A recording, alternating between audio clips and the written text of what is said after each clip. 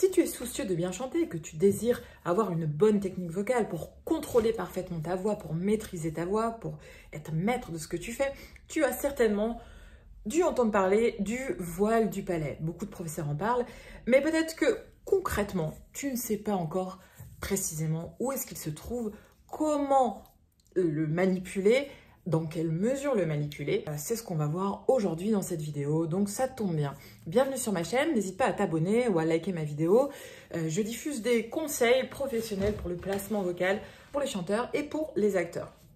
Alors, le voile du palais, rapidement, il va nous permettre d'amplifier le son, d'avoir un son plus puissant sans pour autant passer par la gorge et crier, en donnant plus d'espace et en accédant au résonateur. Il va nous permettre également d'accéder aux extrêmes aigus de façon plus facile.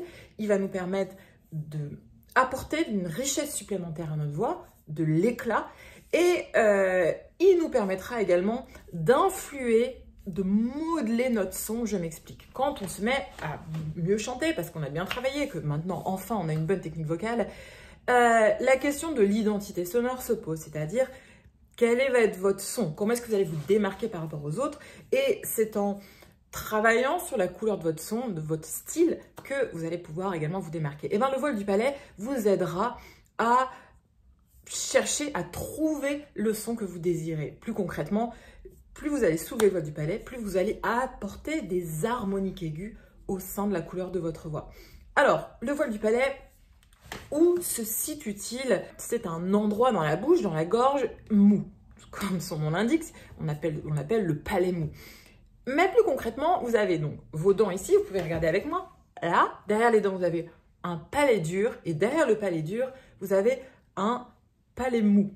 Alors, ce palais mou, il se trouve en haut. Et juste en dessous, vous avez l'arrière de la langue. Donc, en bas, l'arrière de la langue. En haut, un palais mou qu'on peut soulever et qu'on peut manipuler, et cela se fait, je vous demande votre attention, dans une très grande détente, souplesse, avec des gestes lents, pas du tout des gestes brusques. Plus vous allez faire des gestes brusques, moins vous allez arriver à une bonne maîtrise vocale. Donc tout ça se fait dans une grande détente.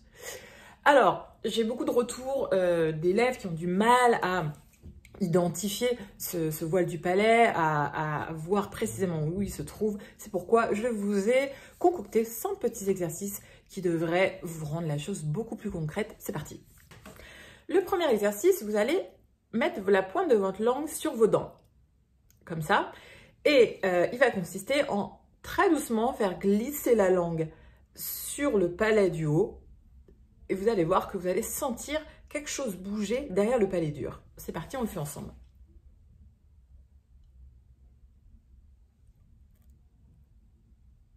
Alors, faites ça dans une grande détente. Il faut que l'alignement de la tête soit bien droit. Il faut que votre tête soit droite. Si vous êtes un peu bossu comme ça, vous n'allez pas sentir. Donc, vous allez sentir là, l'extrémité, l'arrière de la langue bouger. Et en haut, le voile du palais un peu bouger également. Deuxième exercice. Vous allez inspirer doucement par la bouche et expirer doucement par la bouche. Et vous allez sentir également le voile du palais se soulever. C'est parti, on le fait.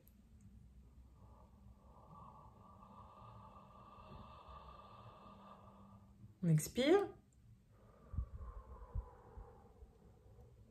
On refait.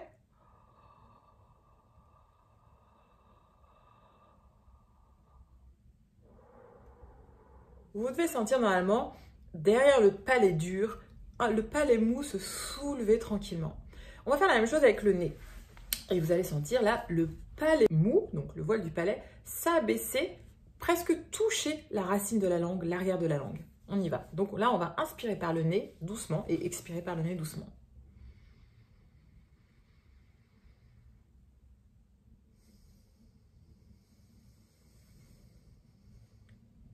On le refait, faites attention à l'alignement de la tête.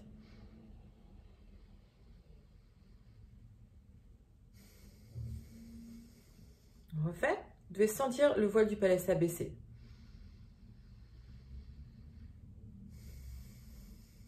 Et se redresser tranquillement lors de l'expiration. Alors, là, on va inspirer par la bouche doucement et expirer par le nez. Et vous allez sentir l'air passer au travers du voile du palais. C'est parti, on inspire par la bouche.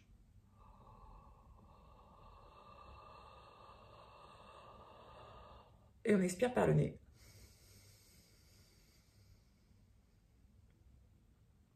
L'air est passé par le voile du palais. On refait?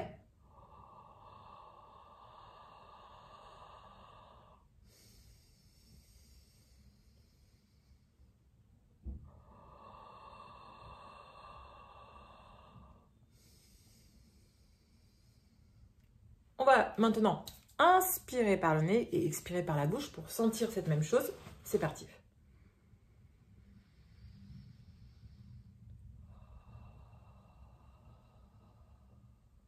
On refait?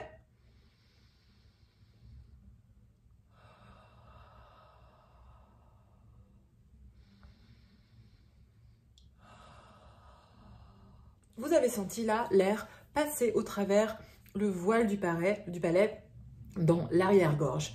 Donc c'est ça qu'il faut travailler, c'est ça que maintenant que vous l'avez un petit peu identifié, on va voir avec la voix. Vous allez faire exactement la même chose, sauf que au lieu d'expirer de l'air, vous allez expirer sur une voyelle A tout doucement, en mettant même de l'air dans la voix.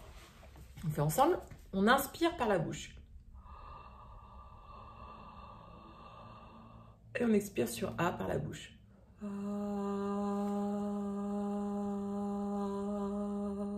On refait.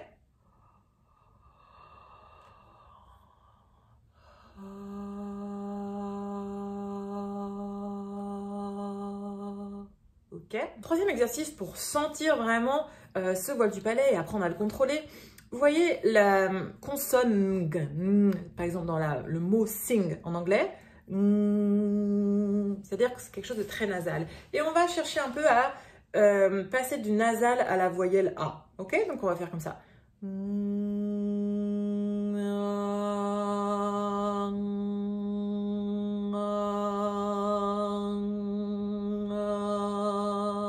Vous devez sentir, si vous faites ça doucement, le voile du palais se soulever tranquillement. Quatrième exercice, vous voyez les consonnes occlusives, c'est-à-dire le P, le T, le K, le B, le D, le G. Et ben vous allez sentir qu'on va les faire d'une certaine façon, vous allez sentir le voile du palais se soulever avec une pression de l'air, vous allez voir. Si vous faites pa, pa, sentez bien ce qui se passe à l'arrière de votre gorge dans le palais mou. Pa, ta, ta. Vous avez le voile du palais qui se soulève. Ka, ka, ba, ba, da, da, ga, ga. C'est ça le soulèvement du voile du palais. Alors maintenant que vous avez une idée beaucoup plus précise du voile du palais, que vous l'avez identifié plus précisément, d'ailleurs je vous conseille de faire tous ces exercices plusieurs fois avant de chanter et dans une grande détente, une grande douceur, je me répète. On va voir là dans quelle mesure et comment influer sur notre voix et comment est-ce qu'on va le manipuler. Alors, le voile du palais, il va dépendre du son que vous souhaitez. Si vous faites de la musique pop, il va vous permettre d'accéder à des notes plus aiguës et à avoir des harmoniques un peu plus aiguës. Mais vous n'allez pas autant le soulever que si vous chantez de l'opéra. Si vous chantez de l'opéra, vous allez devoir le soulever plus et il est lié également à l'abaissement du larynx. Donc plus vous allez chanter de la musique classique ou de l'opéra, plus on va avoir besoin de créer de l'espace pour amplifier le son. Vous savez, on n'a pas de micro quand on chante de l'opéra, donc il faut qu'on nous entende bien et c'est comme ça qu'on aura un son plus grandiose, plus rond. Mais si vous faites de la musique pop et que vous soulevez trop le voile du palais, que vous abaissez trop le larynx, vous allez avoir un son un peu avalé. Donc, c'est à vous de voir quel son vous souhaitez. Même si vous faites de la musique pop, ce soulèvement du voile du palais est extrêmement souhaitable pour donner plus d'éclat à votre aigu, comme une flèche. Donc, je vous propose là de faire un test, de tester vous et de voir quel son vous désirez en soulevant le voile du palais, en travaillant sur des vocalises.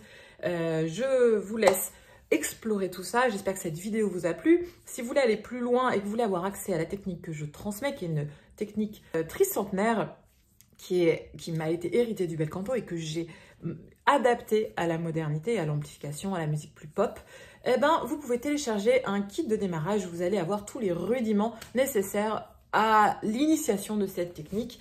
Vous pouvez aussi télécharger en bas un cours gratuit pour voix féminine et voix masculine dans lequel on travaille la voix mixte et l'ancrage des aigus. vous pouvez vous abonner à ma chaîne et liker ma vidéo pour m'aider à me faire plus connaître. En tout cas, je vous souhaite une très belle journée. Je vous dis à très vite pour une nouvelle vidéo. Ciao!